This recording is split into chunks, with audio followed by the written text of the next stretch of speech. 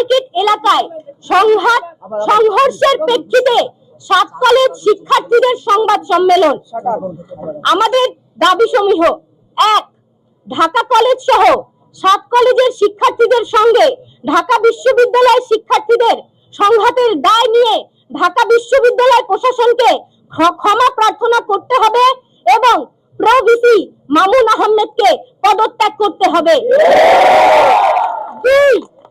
Dhaka college শিক্ষার্থী রাকিবকে হত্যার উদ্দেশ্যে হামলা সহ ঢাকা কলেজের শিক্ষার্থীদের ওপর নিউ মার্কেট থানা পুলিশের ন্যাক্কারজনক হামলার ঘটনায় ওসি সহ জড়িত পুলিশ কর্মকর্তাদের প্রত্যাহার করে তদন্ত সাপেক্ষে বিভাগীয় ব্যবস্থা গ্রহণ করতে হবে। 3. ঢাকা বিশ্ববিদ্যালয় যে সকল শিক্ষার্থী কর্তৃক ইডেন কলেজ ও বদরুন্নেসা কলেজ সহ 7 কলেজের নারী শিক্ষার্থীদের সম্পর্কে কুরুচিপূর্ণ মন্তব্য ও অশালীন অঙ্গভঙ্গির সঙ্গে জড়িতদের বিচারের আওতায় আনতে হবে। 4. ঢাকা বিশ্ববিদ্যালয়ের সাথে 7 কলেজের একাডেমিক এবং প্রশাসনিক সম্পর্কের চূড়ান্ত অবসান ঘটিয়ে 24 ঘন্টার মধ্যে বাতিল করে শিক্ষার্থীদের দাবি অনুযায়ী স্বতন্ত্র বিশ্ববিদ্যালয়ের রূপরেখা প্রণয়ন করতে হবে। 5.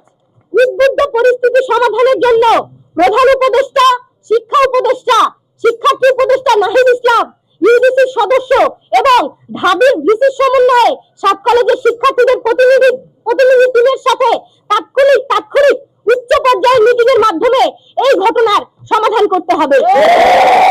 6. ঢাকা বিশ্ববিদ্যালয়ের সংশ্লিষ্ট এরিয়াতে সিটি কর্পোরেশনের জনসাধারণের জন্য উন্মুক্ত করে দিতে হবে। 24 ঘন্টা সময় দিয়েছে, সেটা একটু আমরা সংশোধন করলাম, সেটা হচ্ছে 4 ঘন্টা হবে।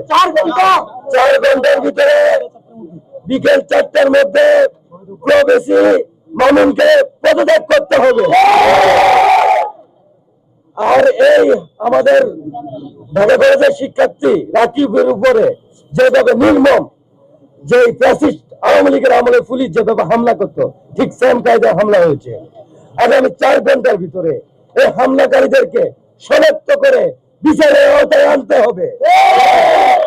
যদি না এনে 4 ঘন্টা পরে Dhaka college, Titumir college, 7 college সহ আমরা কঠোর কর্মসূচি দিতে বাধ্য হব।